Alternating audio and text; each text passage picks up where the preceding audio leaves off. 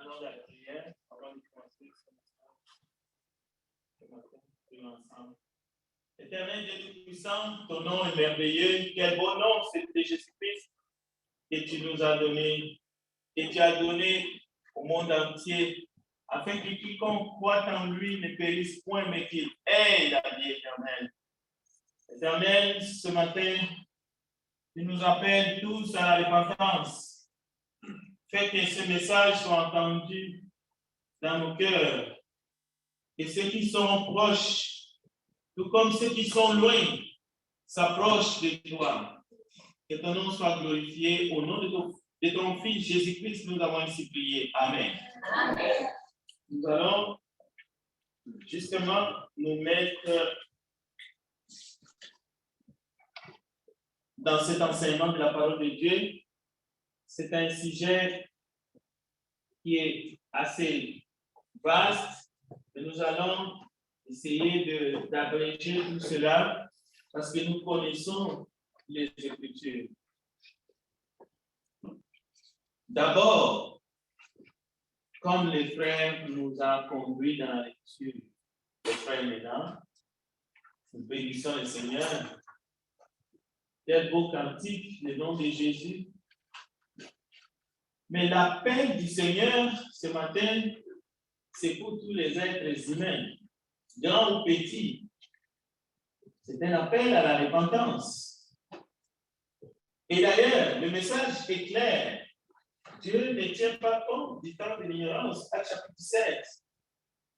Donc, c'est un offre, c'est un message de grâce. Que vous soyez chef de l'État, que vous soyez premier ministre, que vous soyez manœuvre, ou que vous soyez huissier, qui que vous soyez étudiant, étudiante, jeune adulte, personne âgée. Dieu nous appelle à la repentance. Il dit qu'il ne tient pas compte des temps d'ignorance, mais il veut que nous puissions nous repentir, que nous puissions saisir sa grâce qu'il nous offre à travers son Fils. Mais il rappelle, il dit qu'il a fixé un jour où il jugera le monde entier par l'homme qu'il a démontré la preuve devant tous en les ressuscitant d'entre les morts dans Jésus-Christ.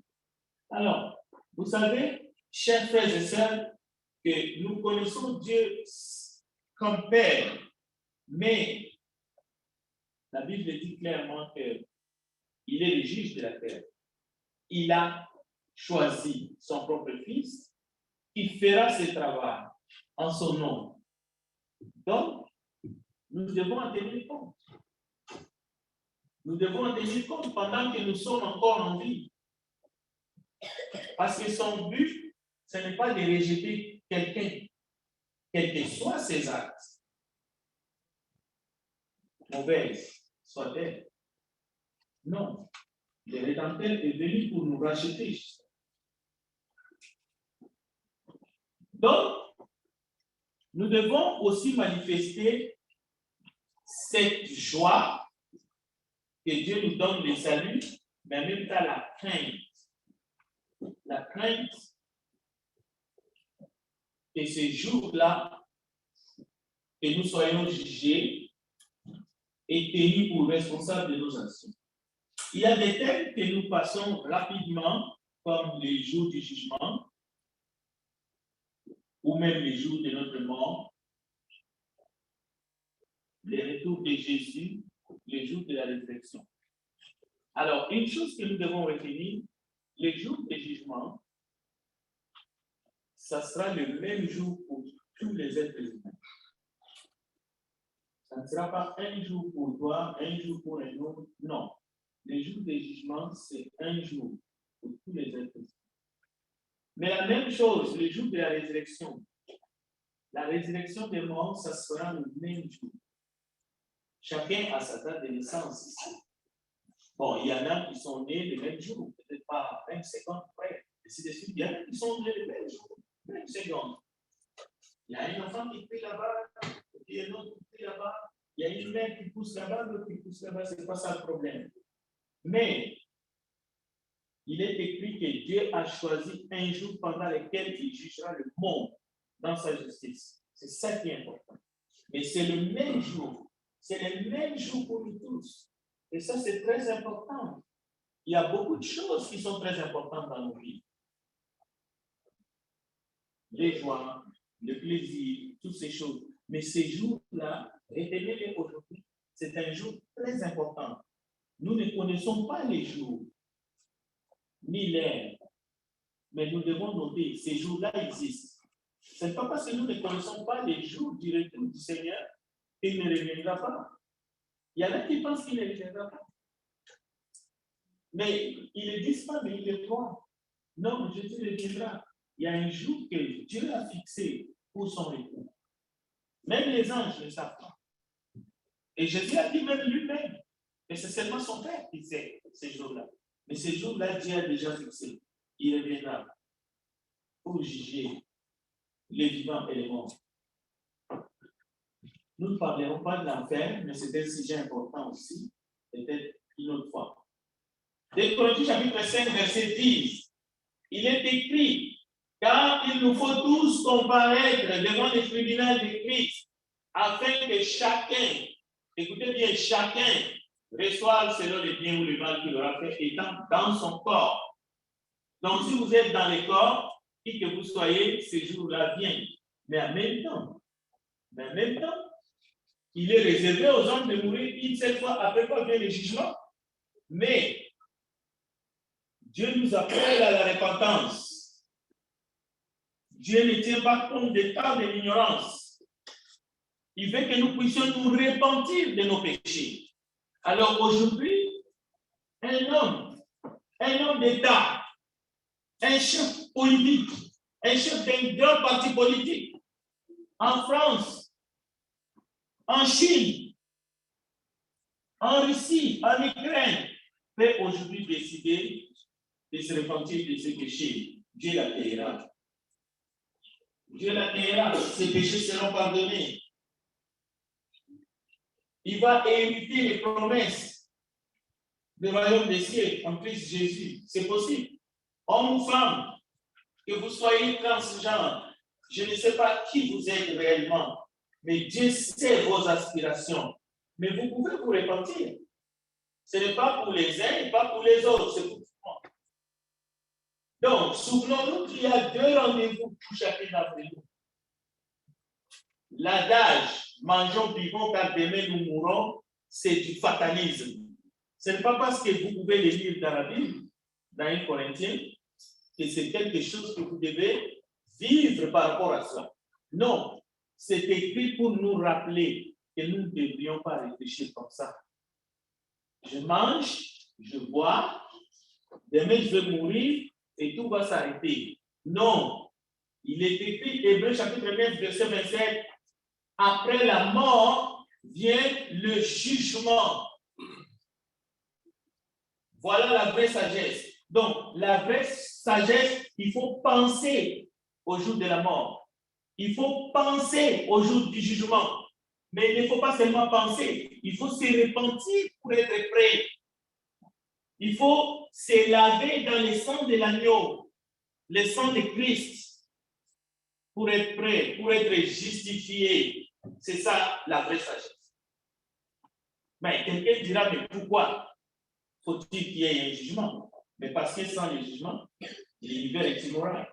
Vous savez très bien que le monde ne va pas bien. Il y a des gens qui ne vont pas bien. Il y a des gens qui pratiquent ce qu'on appelle la loi du plus fort. Ils sont trop forts pour nous, physiquement, intellectuellement, tout ce que vous savez. Mais ils sont trop forts pour nous, au point qu'ils sont capables de nous passer par-dessus. Et s'il n'y a pas de jugement, ce serait injuste. Ce serait injuste. Alors, c'est pour cela, le but des jugements, c'est pour que tous les crimes qui sont commis dans ce monde et qu'on ait que les crimes non repentis. C'est-à-dire, si on ne s'est pas repenti, si on n'a pas entendu l'appel de Dieu, alors les crimes ne doivent pas rester quand même punis. C'est ça le but du jugement. Autre but du jugement. C'est parce que Dieu, dans sa justice, C'est un Dieu qui rétribue. Il veut rendre à chacun selon son Dieu. Mais plus loin encore, ce n'est pas seulement le plaisir. Non, Dieu, ça ne lui fait pas plaisir de rétribuer. C'est pour cela qu'il y a la repentance, la rédemption. Mais lorsque l'être humain ne veut pas, il ferme son cœur et il continue à faire le mal jusqu'à sa mort, Dieu doit faire éclater sa justice. Donc, c'est ça la justice divine. Mais la justice de Dieu va éclater devant tous.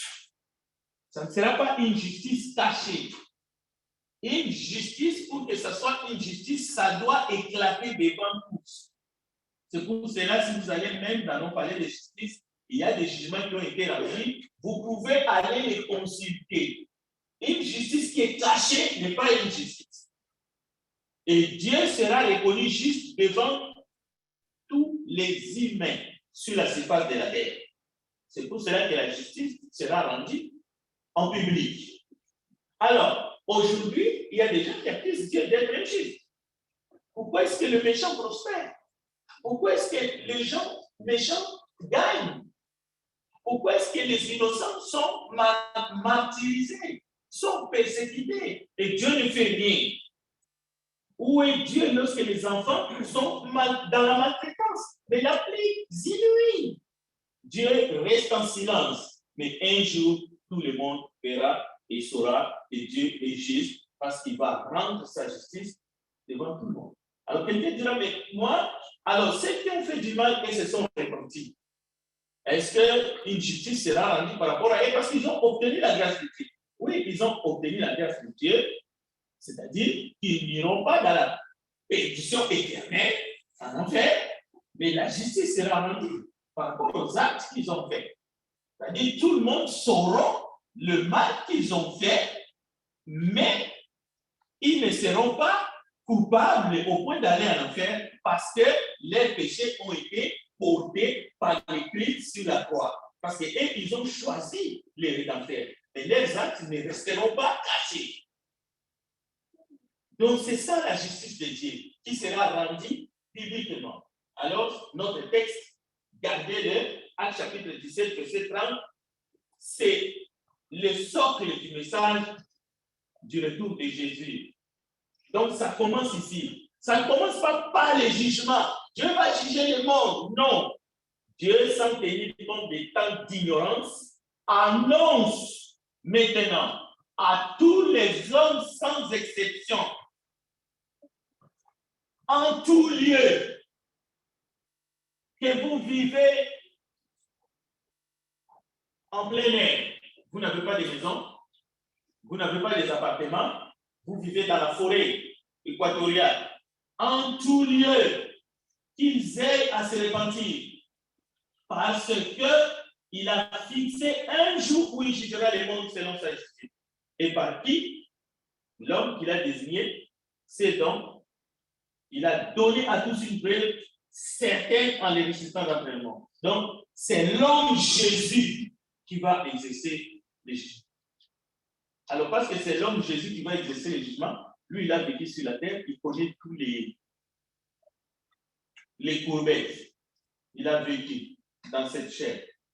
Personne ne peut dire, ah, moi, vous savez, je sais. J'étais là-bas. Tu ne peux pas me dire ça. Je ne suis pas seulement un esprit. J'étais dans le monde. Donc, toutes les raisons seront balayées. Alors, le jour du Seigneur, le jour du jugement, le lien sera un jour blanc et terrible. Mais l'idée de comparer devant les justes et justes est difficilement acceptable dans le monde. Et parfois même dans les milieux chrétiens. Parfois même dans mon cœur et dans ton cœur. Mais ce n'est pas parce que vous repoussez, vous ne voulez pas prendre ça comme tâche que vous allez éviter. Non, c'est inévitable. Et ça ne sera pas facile. Parce que la Bible ne dit pas que ça sera facile. Ça ne sera pas facile.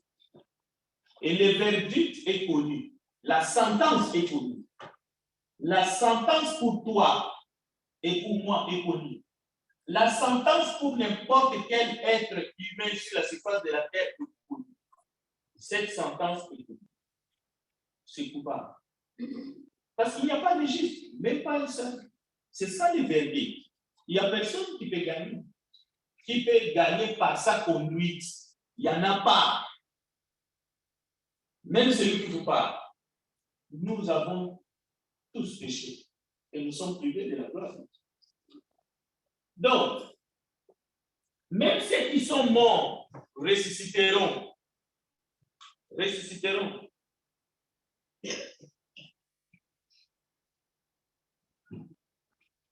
Il faut prendre ces messages en compte.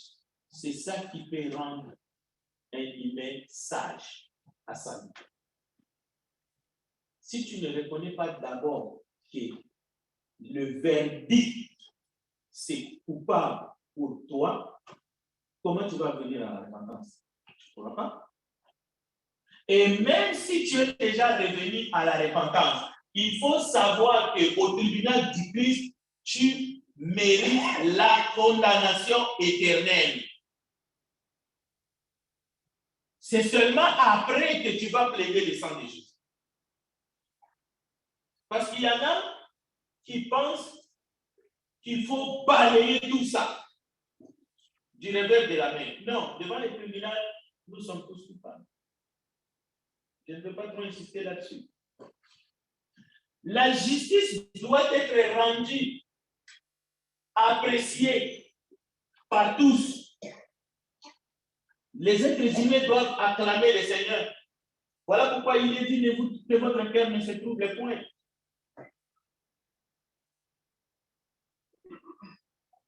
Dernièrement,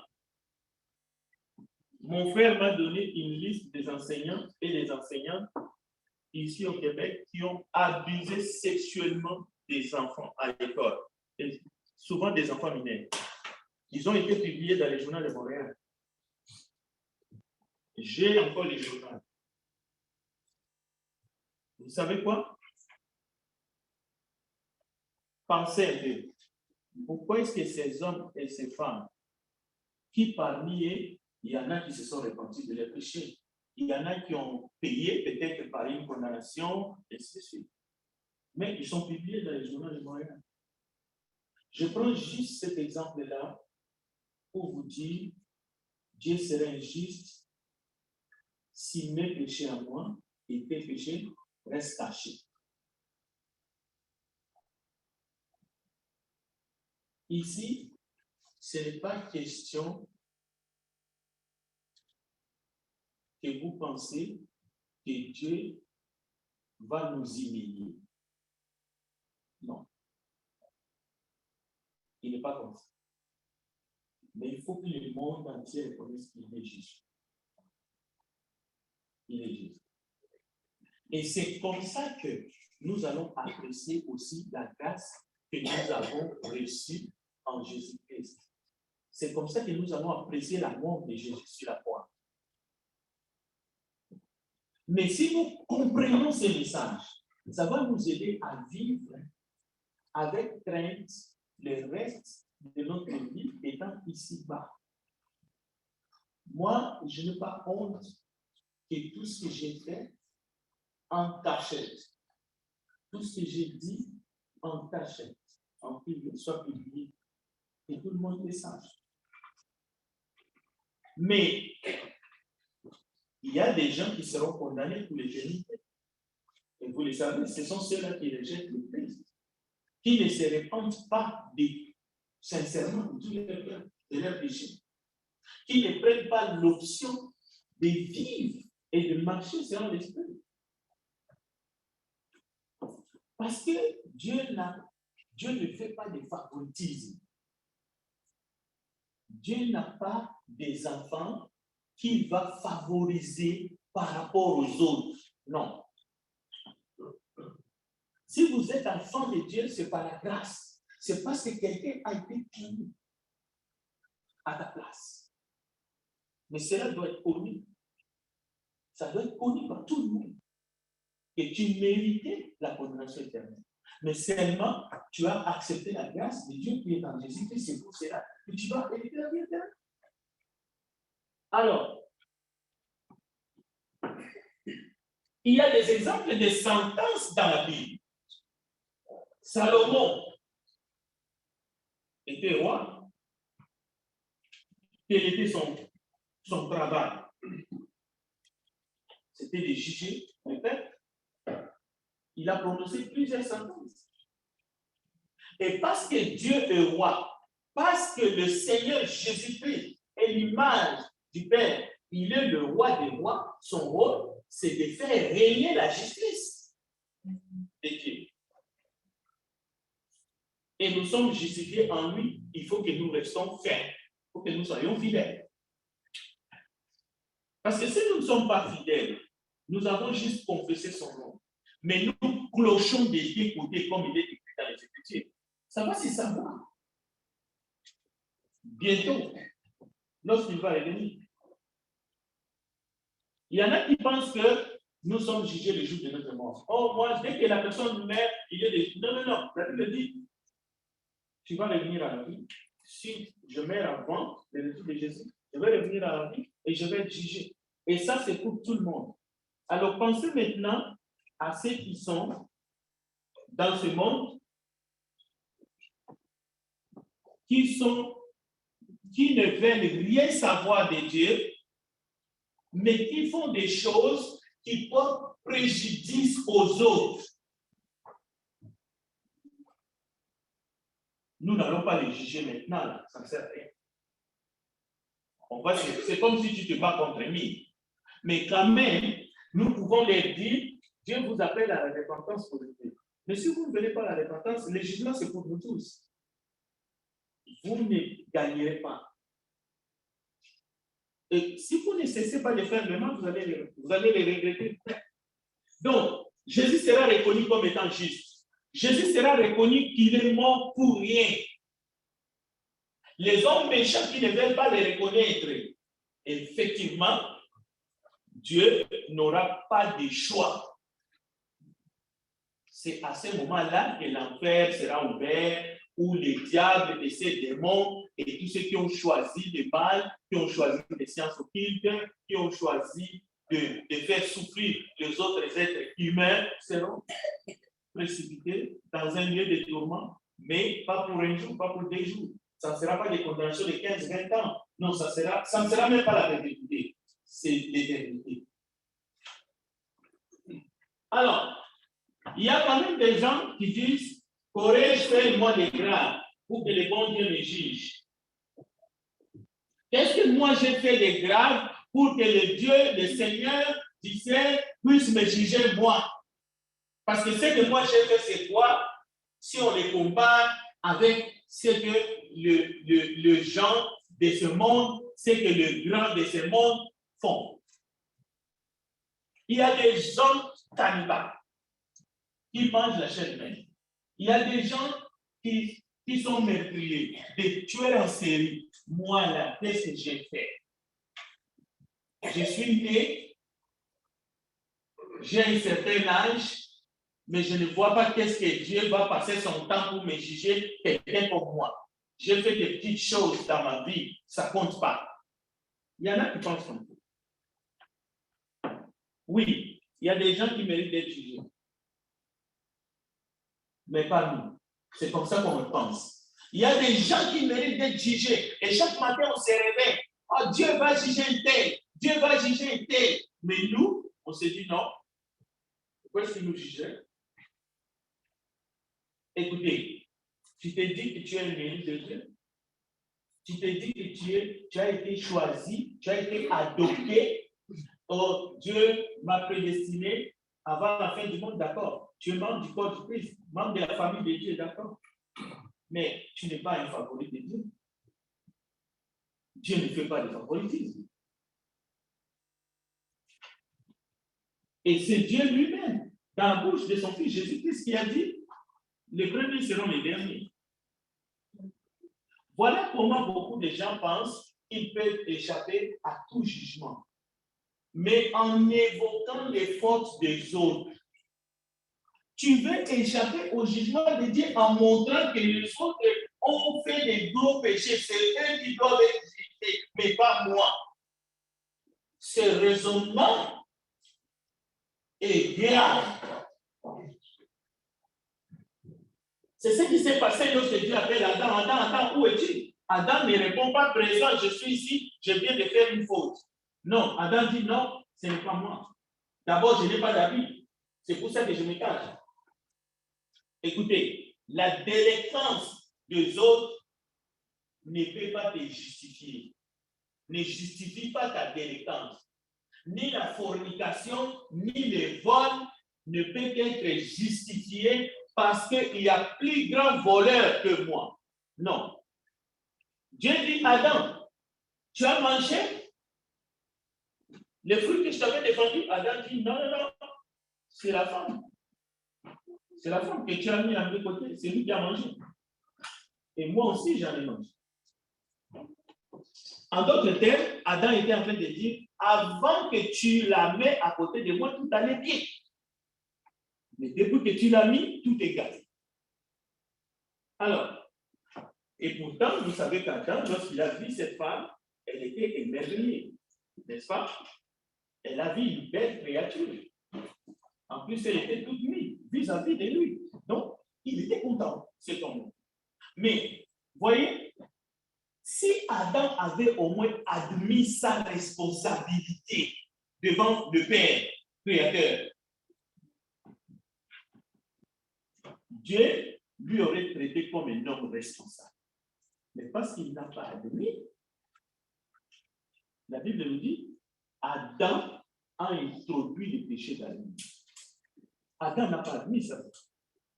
Et c'est ce qui arrive à beaucoup des êtres humains. Ils n'admettent pas les responsabilités. Ils veulent jeter les responsabilités à quelqu'un d'autre. C'est ce qui se passe aujourd'hui dans le monde. C'est toujours la faute de l'autre.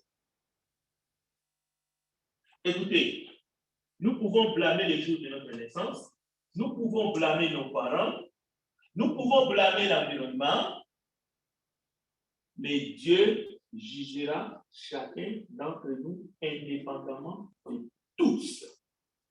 Indépendamment de ce qu'on vous a fait subir, Dieu va vous juger. Mais le but de ce message, c'est que nous devons admettre que nos choix, que nos actions sont d'abord la résultante de ce que nous avons décidé de faire devant Dieu. Et c'est ça le péché. Lorsque nous avons enfreint, lorsque nous n'avons pas choisi, lorsque, écoutez, vos amitiés, le choix que vous faites dans votre vie, vous êtes le seul, mais le seul responsable devant Dieu.